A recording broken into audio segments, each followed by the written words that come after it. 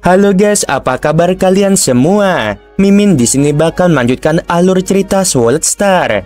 Disclaimer dulu bahwa kemungkinan besar ada perbedaan antara novel dan versi Donghuanya, tapi alur cerita utamanya tetap sama. Jadi tanpa ragu, Mimin akan membawakan alur ceritanya. Angin dingin menggerus reruntuhan markas yang tersembunyi jauh di dalam lembah berkabut. Di sanalah untuk sesaat Yu Tianyi merasakan kedamaian. Tubuh aslinya yang biasanya disembunyikan dengan hati-hati kini beristirahat di tempat aman, sementara tubuh bekunya dikirim ke medan tempur dari jarak jauh. Ia tak pernah ceroboh, namun kali ini ia bersantai, dan itulah kesalahan fatalnya. Markas yang seharusnya aman itu kini berubah menjadi medan pembantaian. Angin bergemuruh ketika Lo Feng atau yang dikenal di dunia ini sebagai Lo He muncul bagi badai merah yang melahap segalanya. Tak ada peringatan, tak ada ampun. "Adikku, cepat pergi," seru Yu Tianshu ketika sosok mengerikan Lo Feng menerobos batas pertahanan mereka. Dengan tongkat panjang yang diselubungi kekuatan kekacauan, Yu Tianshu menghantam udara, menciptakan pusaran energi besar yang mencoba menghalangi langkah sang pembantai. Tapi Lo Feng tak bergeming. Serangan Yu Tianshu menghantam tubuhnya tepat di dada, namun tak ada luka, bahkan tak ada goresan. Kulit Lo Feng bagaikan perisai ilahi yang tak tertembus. Ia tak melihat ke arah Yu Tianshu, tatapannya terkunci pada Yu Tianyi yang mulai kabur. Yu Tianyi berteriak dengan wajah pucat. Ia memanggil kekuatan dinginnya dan memadatkan pedang es dingin untuk bertahan. Dua pedang cahaya melesat dari tangan Lo Feng, lebih cepat dari suara, lebih tajam dari harapan. Cahaya itu membelah udara dan menghantam pertahanannya tanpa belas kasihan. Satu tubuh beku hancur menjadi butiran es. Tubuh satunya jatuh menghantam tanah. Lapisan esnya retak dan mengelupas, memperlihatkan tubuh asli Yu Tianyi, seorang wanita muda dengan wajah mirip saudara laki-lakinya. Namun kini dadanya robek. Hati dewa yang menjadi inti kehidupannya telah hancur. Yu Tianyi telah mati. Gelombang darah berputar mengelilingi medan, menyerap tubuh Yu Tianyi ke dalam menara bintang milik Lo Feng. Dengan sorot mata dingin, Lo Feng kini menatap Yu Tianshu. "Aku bisa menemukan Sui Yun," teriak Yu Tianshu tiba-tiba. Ketakutan menyelimuti wajahnya. Dia tahu kematian sudah sangat dekat. Lo Feng menghentikan langkahnya, sedikit tertarik. "Apakah kau yakin?" tanyanya datar. "Aku yakin," jawab Yu Tianshu terburu-buru. "Asal kau menjamin keselamatanku, aku akan membantumu menemukan Sui Yun." Lo Feng menatapnya lekat-lekat. Ia tahu saat ini Yu Tianshu akan mengatakan apapun demi hidupnya. "Bagaimana caramu menemukannya?" desak Lo Feng. Yu Tianshu menelan ludah. "Tuan Lo He, beri aku jaminan keselamatan terlebih dahulu. Aku tidak akan bicara jika aku bisa dihabisi kapan saja." Lo Feng menyipitkan mata. "Kalau kau bisa membawaku menemui Sui Yun, aku akan mengampuni nyawamu. Tapi jika kau hanya mengarang cerita, aku akan menguliti jiwamu dari tubuhmu." Yu Tianshu gemetar, tapi ia tahu ini satu-satunya jalan. "Marquis Liu Yin memerintahkan kami bertiga untuk bertindak bersama," ujarnya cepat. "Aku harus bisa menemuinya. Dia tidak akan menolak. Aku punya cara untuk menghubunginya." Lo Feng mengangguk sedikit. "Coba saja, tapi aku akan mengawasi seluruh prosesnya." Yu Tianshu mengeluarkan sebuah token transmisi berbentuk giok hitam. Lambang kuno menyala samar di permukaannya. "Ini adalah token transmisi khusus dari Marquis," katanya. "Kami para prajuritnya tak bisa saling melacak, tapi Marquis bisa melacak kami semua. Token ini hanya bisa digunakan untuk komunikasi langsung." Lo Feng menatapnya tanpa bicara, memperhatikan setiap detail. Yu Tianshu memejamkan mata dan mengalirkan energi ke dalam token. Suara dingin dan tajam menyahut dari dalamnya. "Yu Tianshu, apa yang terjadi?" "Sui Yun, aku diserang oleh kediaman penguasa kota. Lo He muncul. Yu Tianyi sudah mati. Aku melarikan diri," jawab Yu Tianshu gugup. Siapa yang menghabisi Yu Tianyi? Kata Shueyun. Lo He, dia yang melakukannya, jawabnya cepat. Ada keheningan singkat, lalu suara Shueyun menjawab lagi. Kau tidak perlu menemuiku, kembalilah pada kerajaan Xi. Yu Tianshu terperangah. Tunggu, Marquis memerintahkan kita bertiga untuk bergerak bersama. Aku akan melapor langsung pada Marquis. Dia akan mengerti keputusanku. Komunikasi terputus, tidak ada jawaban lagi. Yu Tianshu mencoba menghubungi kembali, namun sia-sia. Token transmisi itu kini tidak lebih dari batu dingin di tangannya. Melihat kehati-hatian Shueyun, kau tidak bisa menyalahkan siapapun kalau kau gagal, ujar Lo Feng sambil mengangkat pisaunya perlahan. Tunggu, aku bisa mencoba lagi, teriak Yu Tianshu panik. Kau tak punya cara lain, sahut Lo Feng dingin. Lo Feng melangkah maju, tekanan kekuatannya menekan udara. Wajah Yu Tianshu mulai berubah, tatapan memohon berubah menjadi putus asa, lalu menjadi kemerahan. Aura ilahi Yu Tianshu melonjak, dua tongkat panjang muncul di tangannya. Dia mengerahkan seluruh kekuatannya, tubuhnya menyala dengan api ilahi. Bentrokan pun terjadi, ledakan kekuatan menghancurkan sekeliling. Suara petir bercampur raungan energi mengguncang langit, tapi tebasan Lo Feng terlalu cepat dan terlalu kuat. Tebasan itu menghantam tubuh Yu Tianshu. Ia terpental, tubuhnya bergetar hebat, lalu terpecah menjadi 9 avatar identik. Kesembilan tubuh itu menyala dengan kekuatan ilahi dan langsung melarikan diri ke arah yang berbeda, menyebar ke segala penjuru. Lo Feng hanya berdiri, mengamati satu persatu arah pelarian mereka, dan dengan senyum dingin di bibirnya, ia berkata pelan, kau tidak akan bisa lari dari kematian. 9 avatar Yu Tianshu dengan kekuatan dewa tengah berusaha kabur dari kepungan mematikan. Namun di satu titik kosong dalam ruangan itu, sosok Lo Feng berdiri tak bergerak. Matanya tenang, namun tajam bagaikan bilah pedang yang telah diasah selama ribuan tahun. Tubuh ilahinya yang sempurna bersinar samar, dan dalam genggamannya 9 pedang perlahan terangkat. Dan kemudian 9 bayangan pedang melesat secepat kilat, nyaris tak terlihat, hanya suara samar yang tertinggal di udara. Jurus mematikan pisau bayangan 3 aspek dari warisan 9 pedang penghancur dunia telah dilepaskan. Tubuh Lo Feng membakar kekuatan ilahinya untuk memaksimalkan kecepatan. Pedang itu nyaris tak bisa ditangkap mata biasa. Ke-9 bilah bayangan menyapu ke-9 avatar Yu Tianshu yang tengah berlari untuk menyelamatkan diri. Yu Tianshu berteriak marah dan panik. Tongkat panjangnya ditebaskan untuk menangkis, namun sudah terlambat. 8 dari 9 avatarnya terbelah dalam sekejap, hancur menjadi partikel cahaya yang menguap di udara. Hanya satu sosok yang bertahan, itu tubuh aslinya. Ia berhasil menahan satu bayangan pedang terakhir, namun tubuhnya terlempar jauh akibat benturan hebat itu. Napasnya terengah, tubuhnya bergetar karena tekanan yang luar biasa. Dia tahu jika ia tidak segera kabur, kematian akan menjemput.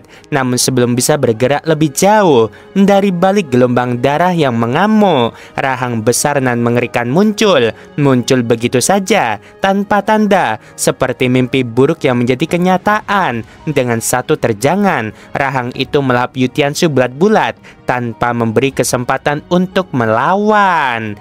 Lo Feng hanya berdiri diam, tidak ada emosi yang terpancar di wajahnya. Tuan, sebuah suara muncul dari balik gelombang darah. Sosok tinggi dengan kulit kelam dan aura mengerikan berjalan keluar. Di tangannya, beberapa senjata dan harta rahasia melayang ringan. Ini semua harta yang dibawa Yu Tianshu, kata Morsa tenang. Aku hanya menyisakan sedikit pasir kosmik untuk dikonsumsi. Morosa menunduk hormat. Baginya, harta seperti senjata atau warisan tak penting. Yang ia butuhkan hanya makanan, energi agar ia bisa terus tumbuh hingga mencapai puncak eksistensi. Lo Feng mengangguk pelan. Dengan sekali lambaian tangan, ia menyapu bersih sisa-sisa gelombang darah dan mengumpulkan harta-harta berharga itu. Tempat pertempuran kini hanya meninggalkan lubang besar. Rumah gua yang dulu berdiri megah telah hancur total. "Tuan, apa langkah kita selanjutnya?" tanya Morosa. Lo Feng memandang pada kejauhan. Suaranya rendah namun penuh tekad. Kekuatan kerajaan Xi terbagi dua, yang terang-terangan dan yang sembunyi di balik bayangan. Di permukaan, hanya ketua San Yun yang tampak, tapi di balik layar ada Su Weiyun. Mata Morosa menyimpit. Su Weiyun terlalu licik. Bahkan rekan-rekannya di kerajaan Xi pun ia curigai, tak percaya pada siapapun. "Justru itu yang membuatnya berbahaya," saut Lo Feng. "Ayo kita temui San Yun, dia pasti tahu sesuatu." Keduanya naik ke perahu terbang, lalu terbang menjauh tanpa suara, meninggalkan kehancuran sebagai saksi bisu pertempuran barusan. Tak lama setelah perahu itu menghilang dari medan perang, Lo Feng menerima pesan melalui perangkat komunikasinya. "Lo He, apakah kau yang menghabisi Yu Tianzu dan Yu Tianyi?" Suara itu berasal dari wakil Presiden Serikat Angin Api. Lo Feng menjawab tanpa ragu. "Benar, itu aku. Sudah aku duga di kota Huyang malam ini hanya kau yang cukup kuat untuk melakukannya, selain Jenderal Yong," jawab wakil presiden. "Baiklah, aku akan menunggumu datang untuk menerima hadiahmu." "Aku juga ingin bertanya," lanjut Lo Feng. "Apakah kau tahu cara melacak Su Weiyun?" Wakil presiden tampak terkejut mendengarnya. "Apakah kau masih ingin memburu dia?" Lo Feng menjawab. "Tentu saja, orang seperti dia tidak bisa dibiarkan begitu saja." Wakil presiden lalu menjelaskan, "Kami Persekutuan Angin Api bisa mengungkapkan rahasia langit untuk melacak seseorang, tapi harganya mahal. Untuk sekali pelacakan terhadap Su Weiyun butuh 10 juta pasir kosmik." Lo Feng terdiam sesaat. "Jika kau punya darah, rambut, atau sebagian kekuatan ilahinya, maka hanya perlu 1 juta, tambah sang wakil." "Aku akan pikirkan cara lain," kata Lo Feng, lalu menutup sambungan. Perahu terbang pun melesat menuju lokasi ketua San Yun. Sementara itu, di seluruh kota Huyang, para tokoh penting, bangsawan, dan jenderal menerima pembaruan misi di Aula Gelap. Misi pembunuhan Yu Tianzu dan Yu Tianyi telah selesai. Pesan itu tersebar cepat, bagaikan petir yang membelah langit. Dalam hitungan detik, berita ini mengguncang seluruh kota. Tak seorang pun menyangka dua tokoh kuat dari kerajaan Xi bisa dihabisi hanya dalam 1 malam. Di kedalaman rumah gua keluarga Su, klan pribumi terkuat di kota itu, Suhu berdiri termenung. Matanya menyimpit tajam saat membaca laporan terbaru. Selama konflik antara pasukan kerajaan Xi dan rumah penguasa kota, Yu Tianzu dan Yu Tianyi masih hidup dan sehat. Tapi sekarang, setelah semuanya mereda, keduanya tewas, gumamnya pelan. Dia menggenggam laporan itu erat. "Kekuatan mereka hampir setara denganku. Siapa yang cukup kuat untuk menghabisi mereka di kota Huyang?" 2 nama langsung melintas di pikirannya. Yang pertama, Jenderal Yong, tokoh legendaris yang namanya menggema di seluruh kerajaan Yu. Dan yang kedua, Tuan Lo He, pria misterius yang belum lama ini muncul di kota Huyang, tapi langsung mengguncang berbagai pihak lewat tindakannya yang tegas dan mematikan. Formasi kota Huyang belum digerakkan. Kalau Jenderal Yong yang bergerak, pasti akan ada jejak formasi itu. Tapi kalau tidak, kemungkinan besar Tuan Lo He yang bertindak. Sejak Lo Feng tiba di kota, dia hanya bertindak beberapa kali. Namun setiap aksinya membawa dampak besar. Ying Chang yang mencoba menghabisinya malah berakhir mati. 5 keluarga besar pun seolah tak dianggap penting. Jika benar dia yang menghabisi Yu Tianzu dan Yu Tianyi, maka kekuatannya jauh lebih dalam dari yang kita semua perkirakan. Sementara itu, di sebuah restoran kecil yang mewah namun tersembunyi, Tuan Wei sedang bersantai sambil menikmati hidangan istimewa. Mendengar kabar tentang kematian dua dewa Yutian, ia hanya tersenyum tipis. 2 dari 5 dewa Yutian gugur, gumamnya mengangkat cangkir arak. Bukan gaya Yonghu, aku rasa ini kerjaan Tuan Lauhe. Sebagai sesama dari ibu kota kerajaan Yu, Tuan Wei mengenal baik Jenderal Yong. Asal-usulnya kabur, bahkan disebut-sebut punya hubungan dengan negara kuno. Tapi saat ini bukan waktunya membahas masa lalu. Kalau Lauhe benar-benar yang bertindak, maka kota Huyang akan berubah selamanya. Di berbagai sudut kota, kegemparan meluas. Faksi-faksi besar, tokoh-tokoh penting, dan keluarga berpengaruh semuanya geger. Kematian Yu Tianzu dan Yu Tianyi mengguncang struktur kekuatan. Di rapat rahasia 5 keluarga besar, diskusi panas berlangsung, namun tak satu pun dari mereka tahu pasti siapa pelakunya. Sementara itu, di kantor kediaman penguasa kota, wakil wali kota Mo Limeng juga mulai menyimpulkan arah yang sama. Pihak penguasa tidak bertindak. Kalau begitu, satu-satunya yang mungkin adalah Tuan Lauhe, bisiknya pada dirinya sendiri. Apalagi dia sangat dekat dengan Sang Tianyang yang baru saja tewas. Apakah ini balas dendam? Tanpa ragu, ia segera mengaktifkan token transmisi dan menghubungi orang yang namanya kini mengguncang seluruh kota. Saudara Lauhe, bolehkah aku bertanya, apakah benar kau yang menghabisi Yu Tianzu dan adiknya? Lo Feng menjawab, itu aku. Mengapa? Apakah rumah penguasa kota keberatan? Jawaban itu membuat Mo Limeng terdiam sejenak. Bahkan ayahnya Mo Lisiao yang memimpin pasukan bersama formasi kota Huyang tak mampu menaklukkan Yu Tianzu. Tapi Lauhe melakukannya sendirian. Mo Limeng berkata, kalau begitu, apakah kau juga berniat menghabisi Shui Yun? Lo Feng berkata, aku sudah mencarinya di seluruh kota, tapi belum kutemukan. Apa kau punya cara? Mo Limeng menarik napas dalam. Aku harus lapor pada rumah penguasa. Perintah penelusuran karma adalah satu-satunya cara menemukan dia, dan aku tidak punya wewenang untuk memberikannya padamu. Lo Feng berkata, yang paling kubutuhkan sekarang hanyalah lokasi Shui Yun. Mo Limeng berkata, begitu ada kabar, aku akan menghubungimu secepatnya, saudara Lauhe. Di langit malam, Lo Feng terbang menggunakan perahu terbang di sisinya. Morosa berdiri dengan ekspresi penuh keyakinan. Tuan, Ketua San Yun bersembunyi di rumah gua itu. Aku bisa merasakannya.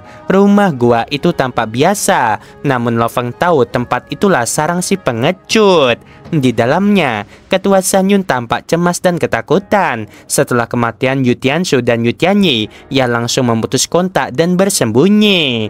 San Yun berkata, apakah kalian juga tidak tahu siapa pelakunya? Bukankah kalian bagian dari 5 keluarga besar? Aku selalu menuruti perintah kalian, bahkan mengurus pekerjaan kotor sekalipun. Kalian harus melindungiku. Namun transmisi terputus sepihak. Dasar tak berguna. Shui Yun juga tak menghubungiku. Semua orang lari sendiri-sendiri saat bahaya datang. Ia menatap langit, menunggu waktu fajar untuk menyelinap keluar dari kota. Tiba-tiba, suara ledakan dahsyat menghancurkan rumah gua. Arus kekacauan primal muncul dari langit dan menyapu seisi tempat. San Yun gemetar. Ini tidak mungkin. Itu Tuan Lauhe. Ia terlempar dalam pusaran energi. Tubuhnya terikat tak berdaya. Dari langit, perahu terbang Lo Feng turun perlahan. 2 sosok turun dari atas. Lo Feng dengan 6 sayap emas yang membentang gagah, dan Morosa di belakangnya. Ketua San Yun langsung berubah sikap, penuh senyum palsu dan ketakutan. Tuan Lauhe, apakah Anda datang sendiri? Kalau ada yang Anda perlukan, tinggal perintah saja, tidak perlu repot-repot begini.